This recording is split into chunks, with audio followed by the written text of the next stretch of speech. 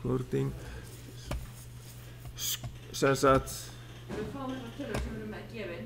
já, þið fáið tölur sem sagt þið fáið í rauninni stærð mótstöðunar í kollektorásinni og þið fáið spennugjafaspennuna 10 voltin og þið reiknið á fyrst út hvað getur straumurinn í kollektorásinni orðið mestur og það er annar punkturinn á álagslínunni í þessu línuriti.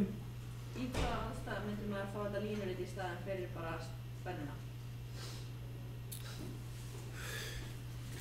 Já, þetta er í rauninni sem sagt bara til þess að átta sig á því, sko, ef við ætlum að nota þessa transistor sem magnara, þá myndum við hafa hann hálfopinn, ef við erum með svona spennu milli kollektor og emitter í það bil 5 volta spennu og þá sjáum við út frá þessu línuriti af því að við erum með 250 ohma mótstöðu þá er straumurinn 40 milliampere og þá á leiðinni hérna á mitt á milli 20 og 30 mikroampere þá getum við stillt beistrauminn á 25 mikroampere og þá myndi hann virka ágætlega sem svona signalmagnara. Sem sagt, þá getum við verið að magna upp sem sagt, eitthvað hljóð til dæmis. Þannig getum við nýtt okkur upplýsingarnar sem við fáum út úr þessu línuriti. Annars erum við bara að sjá sem sagt, hversu mikil mögnun, straummögnun er í rásinni ef við setjum inn sem sagt, ákveðinn beistraum. Svo til dæmis ef við setjum inn 50 mikroampere straum þá erum við með hérna cirka 35 milliampere í kollektorstraumnum. Það er aðalega þetta sem við getum séð út úr þessu. En oft er bara beðið leggið álagslínu sem sagt og það er bara þetta að þið kunnið að finna þessi tvö atriði, bara setja spennugjafaspennuna og mesta strauminn sem getur orðið í rásinni sem að takmarkast af þessu kollektorviðnámi og draga línuna hérna á milli og síðan hérna bara þá getur verið að transistorinn sé eitthvað hálfopinn og þá er hérna verið að tala hérna sem sagt ef að base mótstaðan er í þessari stöðu 155 kilóohm, hve mikill er þá base straumurinn? Og af því að hún er sem sagt 64 mikroampere, við erum með 64 mikroampere. Ok, hérna myndum við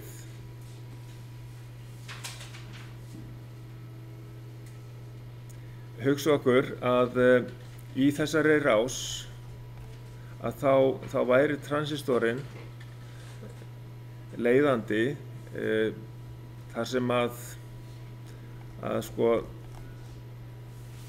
þá gerum við ráð fyrir því þegar straumurinn er hérna það bil 60 mikroampere eða eftir þessu að dæma eða hérna við byrjum á því kannski að reikna út gróflega hvað verður straumurinn í rás ef við gerum bara ráð fyrir að við séum með 10 volt yfir þessa mótstöðu af því að við erum með 10 volta spennugjafarspennu hérna og þessi R2 í beisarásinni er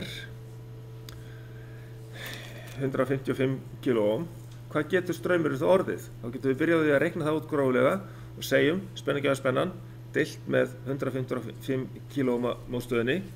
Beistraumurinn er þá 64 mikroampere og við sjáum það er vel góður straumur til þess að opna transistorinn og ef að transistorinn er opinn og eins og við sáum þarna í myndinni áðan að þá eru samskiptin hérna að leiða milli base og emitter og þegar að þau eru opinn þá er spennumunur þessi 0,7 volta þumalputta regla fyrir spennufall þegar hann er fullopinn transistor milli base og emitter, þá er 0,7 volta spennufall þar á milli. Þess vegna drögum við spennufallið milli base og emitter frá 10 voltunum til þess að fá nákvæmari spennu yfir viðnámið. Það var bara 9,3 volt sem er yfir þetta R2 sem köllum stundum base viðnám af því að það tengist inn á base, og þá reiknum við þetta svona út 10 mínus 0,7 og deilum með 155 kΩ á mótstöðu, þá fáum við sem sagt 60 mikroampera straum. Og það er til þess að hann hérna opnar transistorinn, sjáðu það er efsta línan hérna, hann reynir að opna hann en nær það því ekki vegna þess að sem sagt kollektorviðnámið, það er R1 hérna, það takmarkar strauminn. Strauminn getur aldrei orðið meiri heldur en 40 mA. En þessi 60 mikroampera straumur, hann full opnar transistorinn. Þannig að þá sjáum við að þessari grænu línu, þar verður transistorinn alltaf með eitthvað smá spennufall yfir sig og fer aldrei alveg upp í 40 mA. Eftir að það er smá viðnám sem það þarf að yfirvinna í transistornum sjálfum.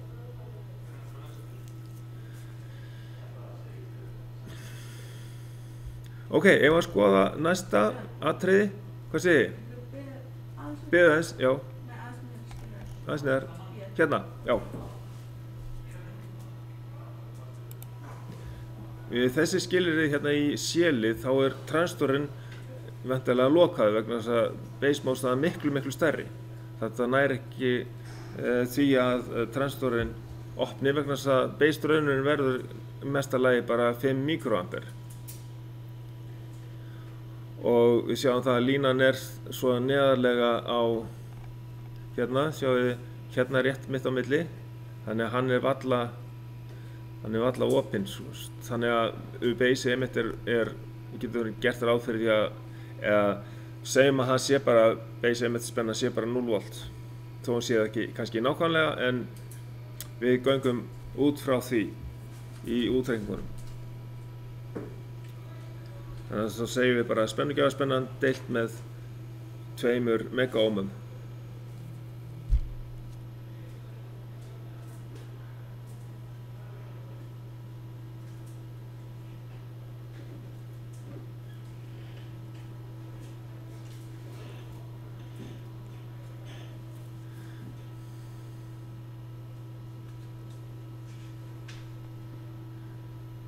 Þannig að þá er hérna í rauninni verið að draga saman í niðurstöðu að ef að base mótstaðan sem sagt breytist frá því að vera 155 kΩ og upp í það að vera 2 megaóm, að hversu mikið breytist þá kollektorstraumurinn, og þetta er þá í rauninni þannig að þegar að mótstaðan er 155 kΩ þá er mesti straumur sem í rauninni getur orðið í gegnum transistorinn, það er það bil 38 mA og þetta er í rauninni bara lesið af línuritinu, svona rétt tæplega 40 mA. Þetta er ekki nákvæm tala og svo bara fer niður í 5 mA sem að við reiknum þá bara út frá 10 voltum og 2 megaómum. Þannig að þá er þetta niðurstaðan. Og síðan getum við þá spáð í, eru þið búin með hérna útreikningin á base straumur hérna 5 mikroampere. Já, þetta helst samt inni svona. Að það sem við getum lesið svo meira út úr þessu línuriti er ef að base mótstaðan breytist frá 155 kΩ upp í 2 mega, þá getum við séð hvað kollektor emitter-spennan breytist mikið.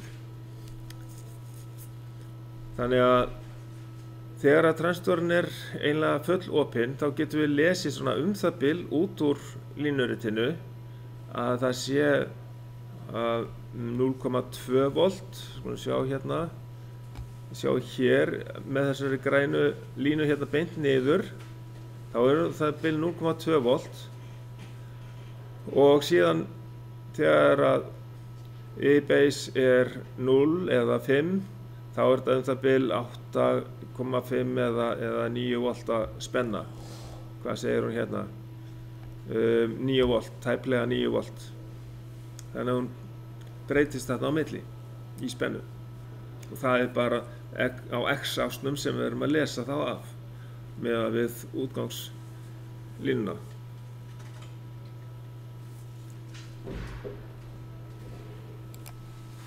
Ætlum við að reikna út straummögnunarstöðulinn sem sagt þá við 60 mikroampera base straum. Og þá segjum við að lesum út úr línuritinu að það sé 38 milliampera kollektorstraumur og þá þetta segir okkur sem sagt hversu mörgum sinnum meiri straumur í kollektor heldur en við sendum inn á base. Í þessu tilfelli þar sem við erum með NPN transistor þá fer skilgreindur straumur inn á baseinn og sem er 60 mikroampere. Og hérna þurfum við aðeins að passa okkur að setja hérna 38 sinnum 10 í mínus 3 veldi deilt með 60 sinnum 10 í mínus 7 veldi því að þetta eru mikroampere. Hérna 60 mikroampere. Og það við setjum þetta í rauninni inn í amperum með því að setja svona upp. Þannig að straummögnunin í þessari rás þá 633 sinnum mögnun á base-straumnum sem verður að 633 sinnum base sem verður kollektorstraumur.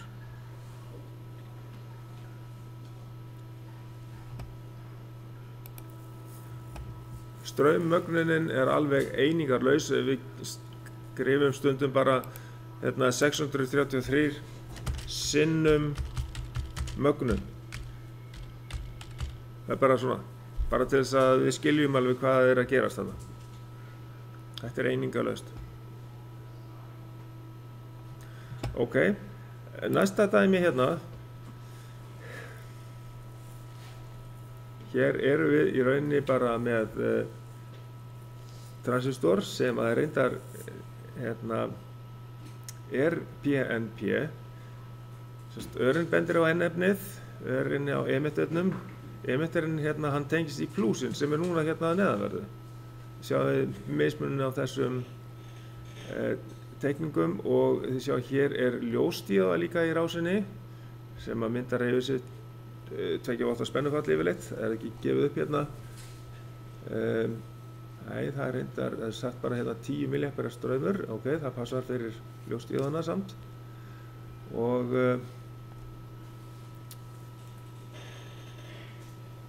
þannig að, já, það verið að reikna út hversu há spennan yfir ljóstíðana. Ok, það málið. En fyrst þegar eru gefnar upplýsingar, spenningjafaspennan 5 volt á þessari rás. Hér sagt að spennan milli kollektor og emitter mælist 0,119 volt hérna á milli, kollektor og emitter. Og straumurinn í kollektorrásinni 10 milliampere. Það sem straumurinn hérna í gegnum ljóstíðana og R1 10 milliampere. Það gott að fá þær upplýsingar því að þá getum við fundið út spennufallið yfir R1. Við höfum strauminn og viðnámið. Og þetta hérna á að vera 270 ohmega hérna. Og R1 með sér gefið 2,78 volt. Þannig við þurfum ekki að reikna það. Og base emitter spennan hérna á milli, emitter og base 0,75 volt. Þannig að þá getum við fundið út strauminn í base til dæmis og þá getum við dregið það frá spennunni, þessi 0,75 volt frá 5 voltunum. Það einmitt gert hérna, það spurt hver stór base straumurinn.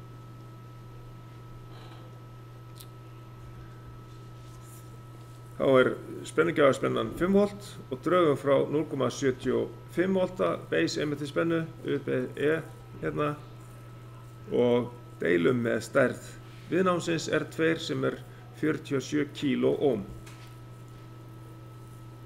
Base straumurinn þá 910 mikroampere.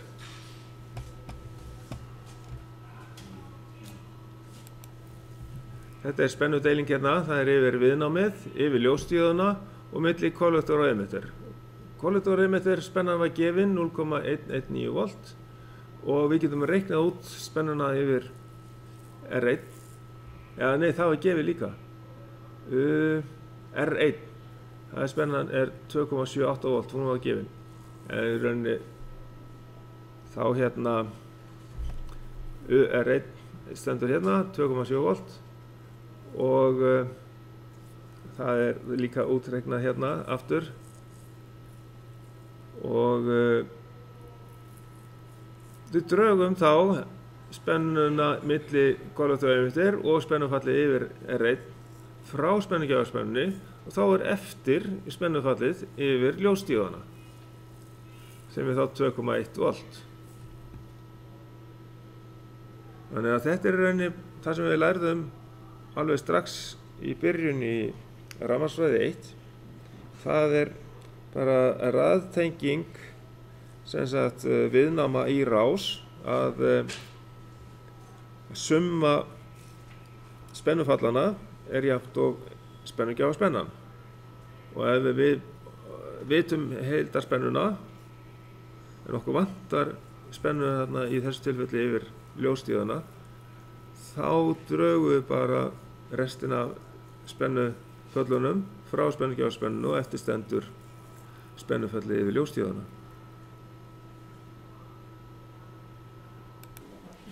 Já, við erum oftast með kollektorstrauminn svona í stærra gráðunni í milliamperum hérna, eins og við erum með kollektorstrauminn í 10 milliamperum hérna. Já, þá það það 10, já, það gefið í upplýsingun, einmitt, þá setjum við þetta í ampere, þá það 10 sinnum 10 í mínus þriðja veldi af því að við breytum þessu yfir í ampere þegar við reiknum þetta út hérna og svo reiknum við út að base-straumurinn var 90 mikroampere og það þá breytum við í ampere, þá það 90 sinnum 10 í mínus sjötta veldi og þess vegna setjum við þetta upp af því að það kollektorstraumurinn deilt með base-straumnum, þá það 10 milliamperinn sem við setjum sem ampere sem í reiknivélinni 10 sinnum 10 í mínus þriðja veldi og deilt með 90 sinnum 10 í mínus sjötta veldi vegna þess að hann var 90 mikroampere. Þetta æfing, já. Já, þetta bara að gera að rifja þetta upp, þá sem sagt erum við að fá 111 sinnum meiri straum í kollektor heldur en í base. Ljómandi og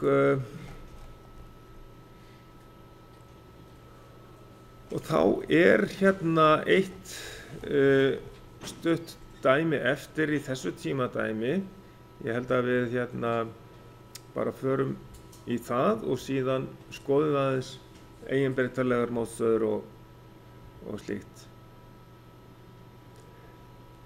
Hérna fjórðu liður. Hvað sýnir spennumælirinn þegar að rofinn, sem sagt þessi hérna rofi, í rofinni stöðu?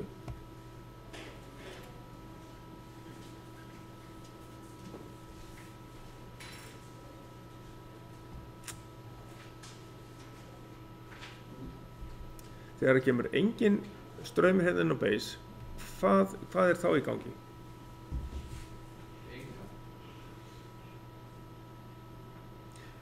Þá náttúrulega engin kollektorstraumur.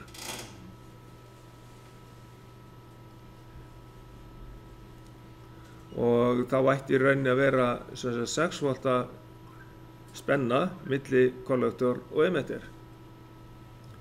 og þá það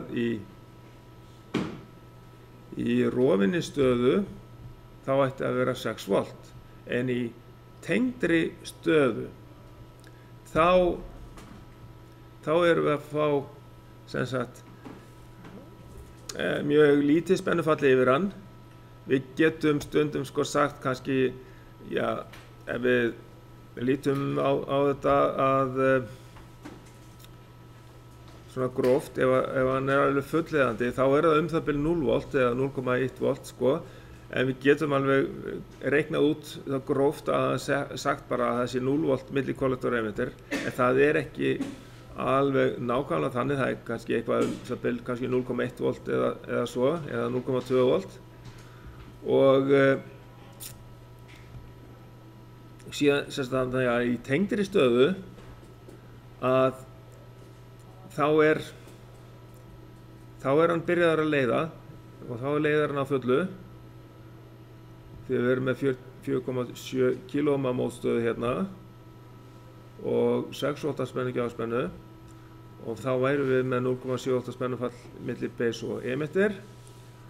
En til þess að reikna út strauminn sem sagt hérna í kollektorrásinni, þá getum við sagt hérna spennugjafspennan mínus eitthvað smá spennufall milli kollektor og emitter, segjum 0,2 volt,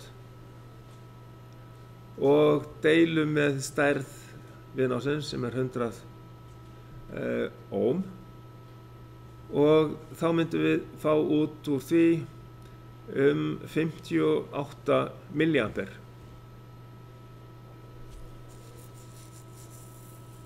Þá það straumurinn þegar að hérna við erum með transistorinn leiðandi.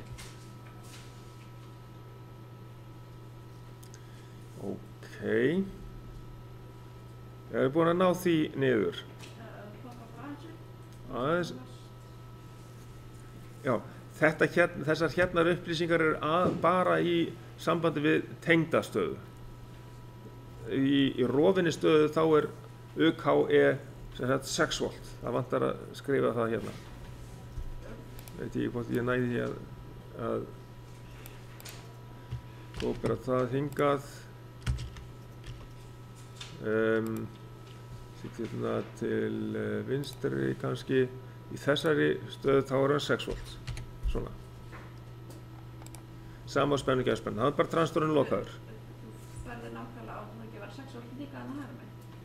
Nei, sko, þegar hann í tengdri stöðu, þá hann það bil 0 volt, en sem sagt við hérna Nei, ég að tengda efra, hægra megin, já, það allt við 2 lið, við lið 2. Þetta hægra megin líka? Já, hann hefur bara sett þetta á vitlausum stað hérna. Sjá, setjum þetta hérna. Þetta svona 0 volt hérna. En það í raunveruleikanum þegar við mælum þetta, þá þetta það bil 0,2 volt, einhvers staðar 0,1 til 0,2 volt. Það fer eftir í hversu góður transistorinn hversu vel hann leiðir í gegnum sig, hversu sem sagt hátt spennufalli verður yfir hann.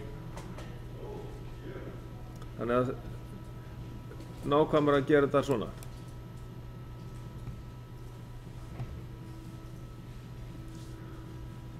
Og svo ef við mælum, ef að straumurinn ekki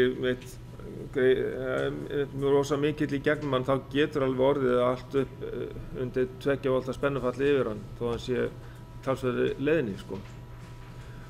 En reiknum út frá 0,2 voltum, bara til þess að taka einhverja tölu inn í þetta. Og hérna, þá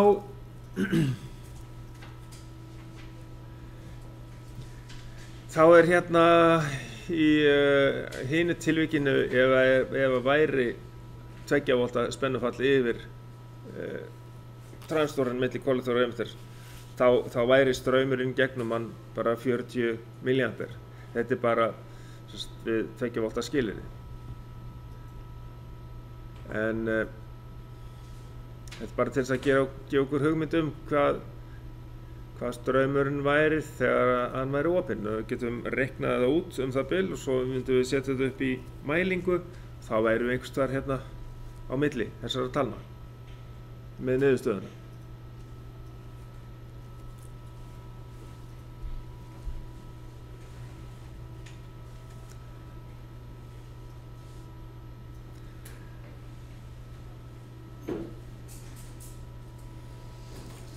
Ok, þetta komið hjá ykkur. Þá hérna held ég að við ættum að skoða atriði þá varðandi prófið. Já, við þurfum að vita að N stendur fyrir neikvæður viðnámshitastuðull.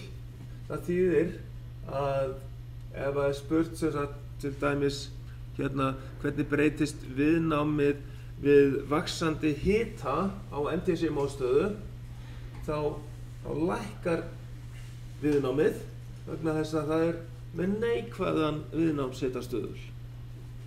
NTC, negative temperature coefficient, þá lækkar viðnámið. Þá bara svarið minnkar eða lækkar, skiljið. Það rétt svar. Það bara eitt orð. Ok? Því að fyrsta spurningin eiginbreytilegar mótstöður og þetta hérna þá hitastig. Og síðan fyrir PTC, það bara akkurat öfugt. Það hérna eykst við aukið hitastig. Það einmitt PTC, positive temperature coefficient, positív, jákvæður viðnámshitastöðull. Þá bara eykst viðnámið við aukinn hita. Var þetta stórt T eða lítið T? Man aldrei. T, eða stórt T, það var í kaldi. Já. Lítið T fyrir gráður. Ok, flott. Og síðan komum við að ljósháðri mótstöðu, light dependent resistor, að ljósháð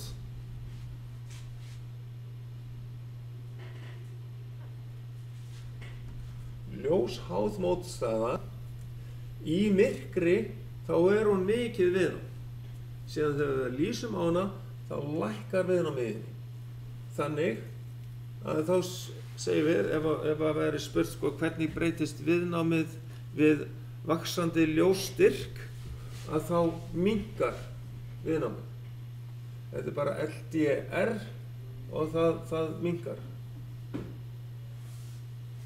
Það minnkar viðnámið við vaxandi ljósstyrk, stundum við gefum hérna lux eða eitthvað slíkt. Þetta tókum við til við að mæla, held ég bara í fyrsta tímanum þegar við vorum hérna í verklegu, í rafmagnstekni.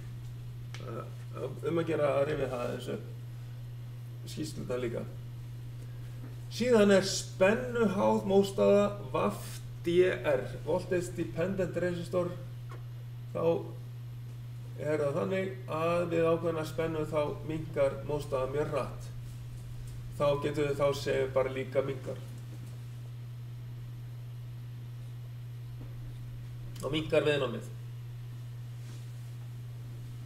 Og þetta hérna U, spenna. Volt. Já. Bara spennuháð. Já, spennuháð mótstaða.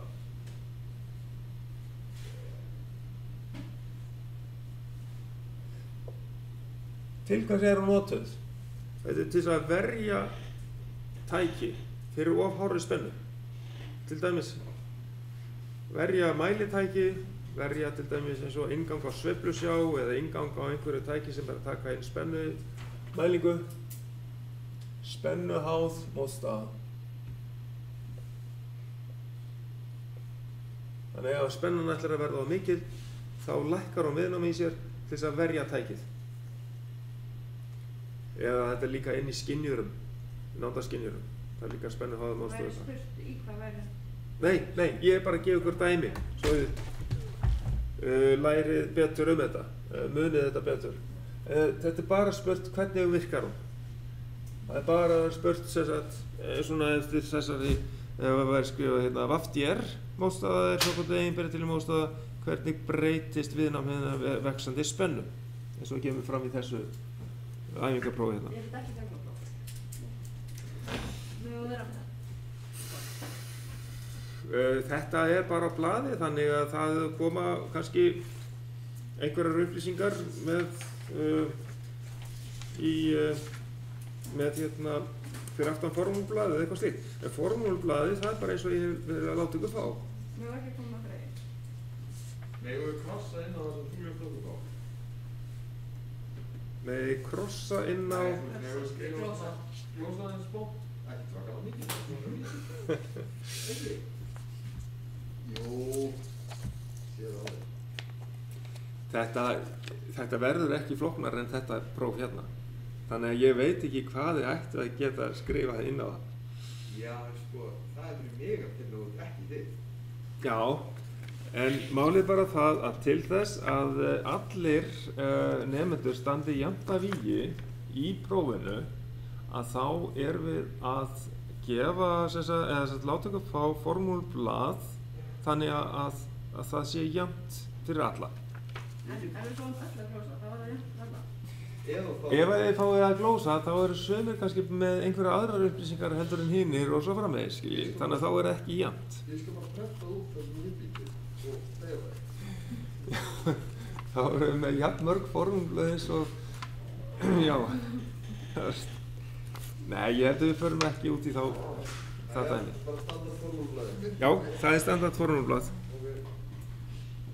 Ok. Þannig að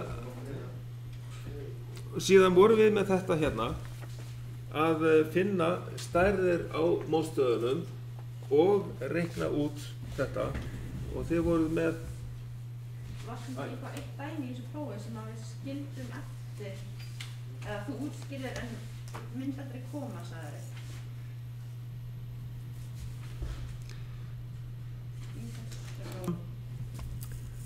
að það er náttúrulega að sko, þessi tölugildi hérna fyrir litina, hér erum við með mótstöður sem erum að finna út hvað eru stórar í ómum, hvað viðnámið er stórt í þeim. Og það eru hérna 3 litir, fyrstu 2 litirnir gáfu okkur tölustæði. Einhvern hérna rauðan og fjólbláan og 3. liturinn er fjöldi núlla. Þess vegna erum við ekki með einhvern margföldunar stöðulegin inn í þessu því að við getum notað þá aðferð að til dæmis appelsínugulur, þá þýðir það að það er bara 3 0 í viðbót. Við erum bara með þetta kerfi hérna í gangi í þessu prófi. Það eru bara 2 litir fyrir fyrstu 2 stafina og síðan kemur fjöldi núlla. Ef að brúnn grænn er þá 5, blár er þá 6 og brúnn er þá bara 1 0 sem bætist við. Þannig að þá er þetta bara 560 ohm, eins og til dæmis þetta hérna er 2. Og svo er í rauninni það sem við erum að gera hérna, við erum í rauninni að undirbúa okkur fyrir svona raðtengdar rásir eins og til dæmis transstorrásirnar sem að getum hugsað okkur. Við erum með breytilegt viðnám hérna neðst og það er líka bara í sambandi við það að enda í enda þá er það heildarviðnámið í stillimótstöðinni en síðan getum við tekið út frá miðjunni breytilegt viðnám en yfirleitt þá er þessi dæmi bara alltaf, þá er þetta bara stilt í miðju og við höfum bara reiknað út frá því. Þannig að aðferðin er þessi að taka heildarviðnámið, leggja öll viðnámið saman og viðnámið sem að stendur alltaf hvað er stórt, neðst er 270 óma stillanleg mótstaða, þannig að hún er 270 ohm í þessari raðtengingu hérna. Eða ef hún væri 1000 ohm, þá er hún það í þessari raðtengingu hérna. Og svo bara finnum við út strauminn í rásinni, bara heildarspennan, hérna væri það 60 volt, deilt með heildarviðnáminu og þá erum við komið með straum og síðan bara ef þetta er stilt í miðju, þá er bara helmingurinn af stærð stillimótstöðunar sinnum straumurinn og þá fáum við spennuna milli A og B. Þannig er þetta gert. Ok, þá erum við búin að fara yfir það. Síðan er eitthvað hérna verið að spyrja annarkot stillimótstöður eða eiginbreytilega mótstöður og til dæmis hérna, hér er þessi stillimótstöða hérna, hún er með svona öxli. Það er táknað einmitt með svona í gegnum mótstöðuna. Þannig að tækið er stilt á með þessari stillimótstöðu utan á þannig að öxlurnar nær út úr tækinu. En hvernig væri þessi mótstöða hérna? Það sem að er með svona striki fyrir svona verkfæri. Mótstöða það sem að væri bara svona strikið í endanum en ekki ör. Það er ekki einbreytileg. Það væri mótstöða, stillimótstöða sem að væri inn í tækinu. Sem að væri þá í rauninni stilt með verkfæri eins og þetta með skrúfjárni. Þið sáðu þarna í verkefninu sem við tókum mjög snemma. Þar voru stillimótstöðar ýmist með öxli og stillitaka eða við þurftum að nota skrúfjárn til þess að breyta þeim. Og þetta tákn hérna er fyrir skrúfjárn. En viðnámið hérna til hliðar í þessu dæmið, það er eiginbreytilegt. Já, eiginbreytilegt, já. Og svo höfum við hérna þétta, dæmi þétta og við getum verið með upptelningu á kannski nokkrum þéttategundum því að sumir þéttar eru ópólaðir, það er til dæmis eins og plastþéttirinn og keramikþéttirinn, þeir eru ópólaðir en raflausnaþéttirinn og tantalþéttirinn, þeir eru pólaðir. Maður passa upp á að sé plús og mínus rétt tengdur. Og varðandi hérna val á raflausnaþétti í afreiðisrás til dæmis, við þurfum að athuga hvaða spennu þolir hann og við þurfum að velja stærðina á honum í rýmdina í farartölum. Svo að hann jafni út spennuna. Verði ekki of mikil gáruspenna. Og síðan er dæmið hérna díóðu. Þessi díóða, hér er hún bakspennt, en hún gæti líka verið snúið hins einn og verið forspennt. Og þá myndast 0,7 V spenna yfir hana og þá þurfum við að gera ráð fyrir því þegar við myndum svara hvaða spenna kemur þá yfir mótstöðuna. Þá verður það spennugjáfarspennan mínus 0,7 V spennufalli ef hún væri forspennt, ef hún sneri hins einn. Og svo gæti þessi díóða leika verið í staðinn fyrir viðnámið og viðnámið væri hérna í staðinn. Þannig að það getur verið, þetta er jafnstraumsrás, þetta er plús og mínus. Hvernig díóða virkar í jafnstraumsrás? Þetta er bara verið að spyrja það. Og þá náttúrulega ef að verður einhver straumur í rásinni, þá náttúrulega reiknið þann straum út frá stærð mótstöðunar og spennufallið yfir mótstöðunni þá spennugjáfarspennan mínus spennufallið í díóðunni og deilt með stærð mótstöðunar þá ættum við að fá út strauminn í rásinni ef að díóðan væri forspennt.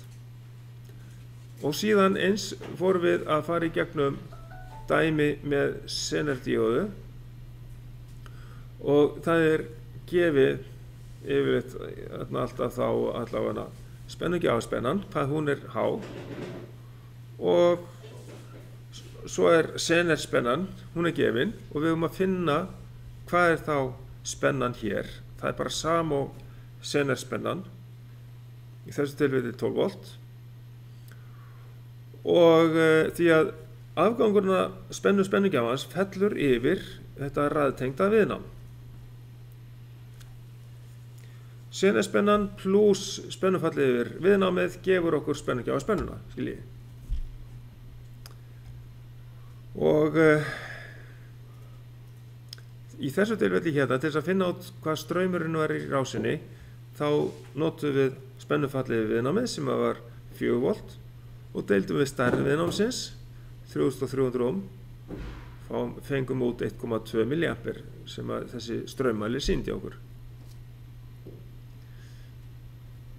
Ok, þannig að svipað upp á teiningnum hérna í ljósdíóðunni að hér eigum við bara að klára straumrásina, þannig að straumurinn hann þarf að fara í gegnum díóðuna þannig að hún sé forspennt, að það sé plúsin komi í gegnum mótstöðuna inn á anóðuna hérna og þá tengist katóðan hérna í mínus.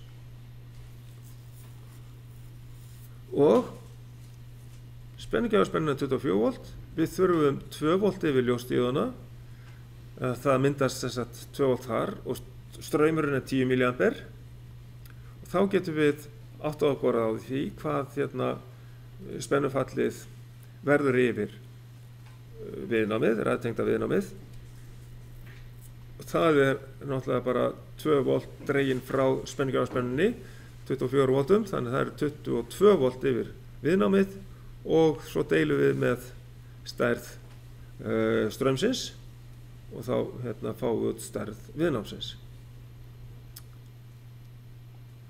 Ok, næsta mál er að athuga hvort að brúafriðill er í lagi og þá er bara að gera að átta sig á því hérna, hvernig innihald brúafriðilsins er.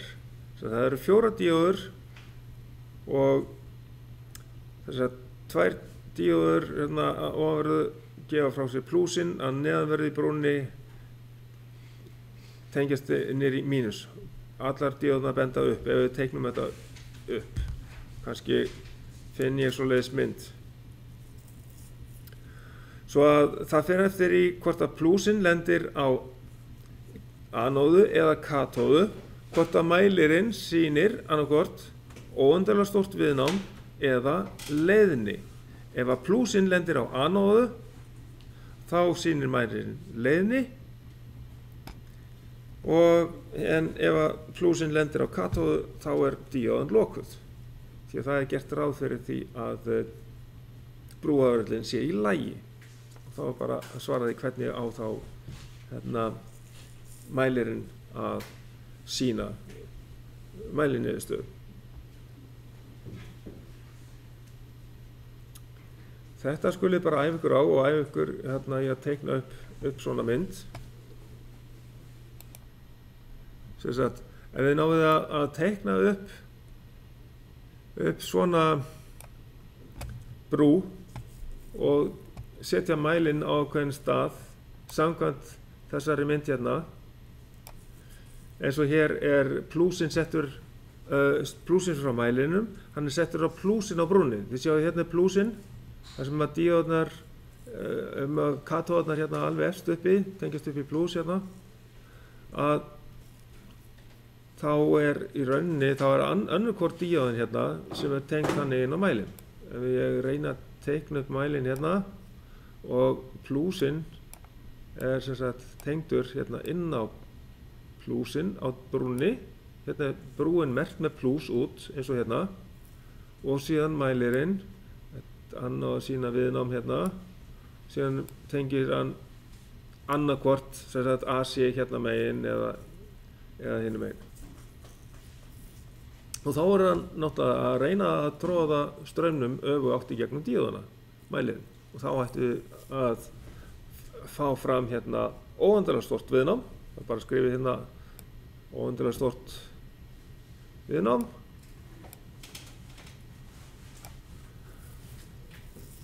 en ef að póluninn frá mælinum er í hina áttina þá fer straumurinn í hina áttina og þá segir bara leiðni. Ef að til dæmis mælirinn væri hér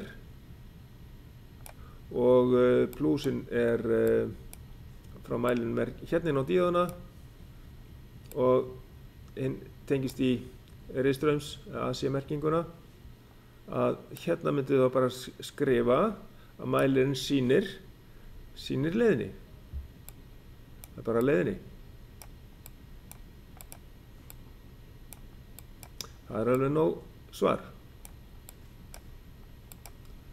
Ok, þetta er þá komið og þá skulum við skoða hérna afriðunina. Þetta var ekki að þú teiknaði til að gera prófið, sko. Hvað segirðu? Þú gerðir ekki svona, þetta var ekki svona mikið á teikningunni sem þú teiknaði þegar við gerum verkefni, sko. Ok, það sem ég teiknaði, það var bara hérna þessar 4 díóður og setti bara plús hérna fyrir ofan og mínus hérna fyrir neðan og síðan riðspennu hér, sem sagt, já, þetta var riðspennumerki hérna og riðspenna hér. Það var, þetta hérna á ekkert heima hérna, skiljið, þetta þarf ekki, þetta er bara framlenging á þessum línum, skiljið. Þannig að það þarf ekki að teikna svona mikið upp, alveg hárrétt hjá þér. Það er alveg nóg að vera með þennan tígul, bara að teikna fyrst upp hérna svona tígulkassa og teikna díóðnar inn í, það vísa allar upp, skiljið. Þannig að katóan er alltaf efri hlutin á díóðinni hérna. 4 díóður og svo hafið þið þennan brúafrið, svona lítur það út þegar þið kaupið þetta út í búð og ef þið fáið eitthvað brúafriðil sem þið vitið ekki hvort það er í lagi eða ekki, þá náttúrulega getið sett viðnámsmæli á hann eða digitalmæli sem stiltur á díóðmælingu og þá ætti hann að sýna svona kannski 0,5 volta spennufall á hverja díóðu sem væri þá í leiðinni, skiljiði. Því að það er bara sendur ákveðin straumur í gegnum díóðuna. Ef allar díóðnar sýnast vera með svipað spennufall með digitalmæli og hann sýnir bara overload í hina áttina allstaðar, þá eigum við að vera nokkuð viss það að brún er í lagi. En hins vegar þá getum við bara kannað hvað brúarinn á að þola háa bakspennu og þá getum við notað þess vegna megger stiltan á 250 volta spennu til dæmis til að kanna það alveg örugglega hvort að díóðnir hindra straum þegar það eru bakspendar. Ok, nóg það. Þá höldum við hérna áfram í afriðinni, sem sagt hálfbylgju afriðin, 1 díóða og þá notum við hérna formúlublaðið með þeim hluta, sem sagt, já, hér er þéttir, þá byrjum við alltaf á því að reikna út gáruspennuna og hvaða stöðul notum við í þessu? Notum stöðulinn 12 sinnum strauminn í milliamperum deil með stærðinni í mikrofaratum. Það kemur fram á myndinni, hann er 470 mikrofarad. Þá fáum við gáruspennu sem er hérna 5,1 volt og svo reiknum við út jarðspennuna með að það er max-gildið, það er 8 sinnum rótina 2 og svo mínus hálf gáruspennan og svo mínus 1 díóð spennufall. Þá fáum við hérna út 8,05 volt og síðan reiknum við út viðnámið út frá þeirri spennu með og deilt með 200 mA straum og þá fáum við 40,25 ohm. Þannig förum við að því. Hvernig hefst þú ohm? Viðnámið. Við notum sem sagt 8 volta sem sagt spennufallið hérna með eða jafnspennuna út. Með sem við reiknum út deilt með 200 mA straum deilt með 0,2.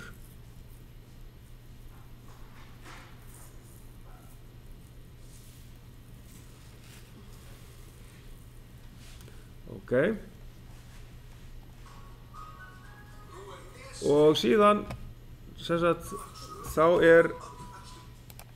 sko það gefið hérna að 12 V jafnspenna, já, hún beðið það að þessi rás skili 12 V jafnspennu yfir álagið og straumurinn sem að tækið tekur 300 mA. Þá byrjum við á því að reikna gárspennuna og í þessu tilfelli erum við með 4 díóður, þannig að þéttirinn að flestu minna og þá reiknum við með stöðlinum 6. 6 sinnum álagsstraumurinn 300 mA deilum með stærð þéttisins sem 470 mikrofarad gefin hérna í dæminu. Fáum gárspennuna 3,83 volt og notum halva gárspennuna síðan til að reikna okkur upp í max-gildið. Já, ég glemdi að taka með þessa formúlu en hún kemur þá fram hérna að hún hérna rétt fyrir neðan á formúlublaðinu, rétt að sýna ykkur það. Já. Formúlublaðið hérna.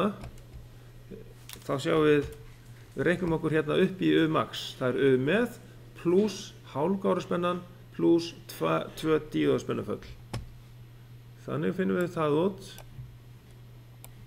Svona. Þá höldum við áfram.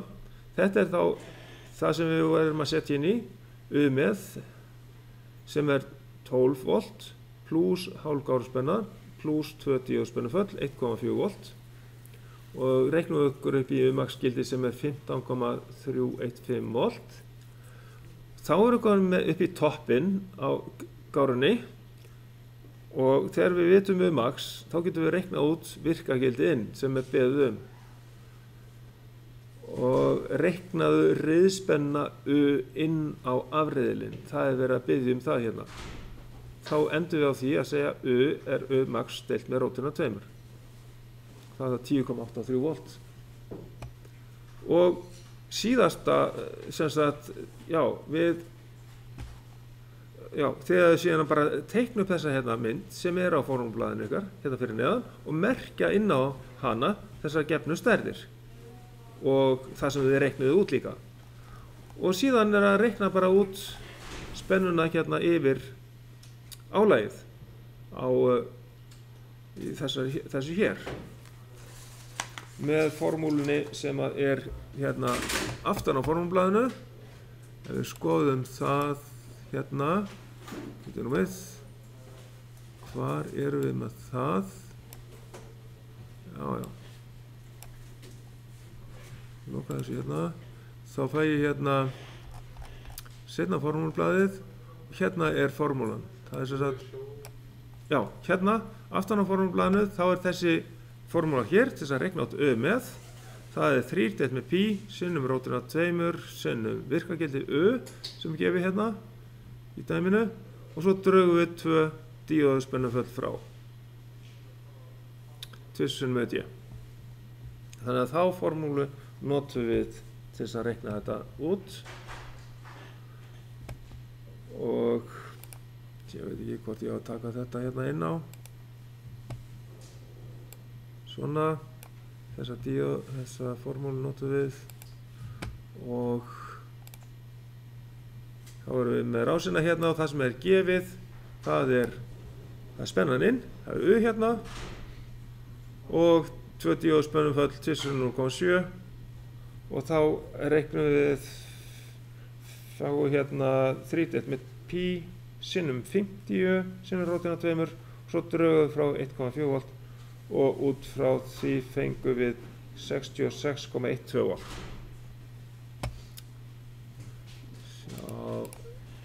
Fá út hérna U með þá 66,12 volt. Þetta svarið við þessu, þeir eru búin að setja inn í formúluna.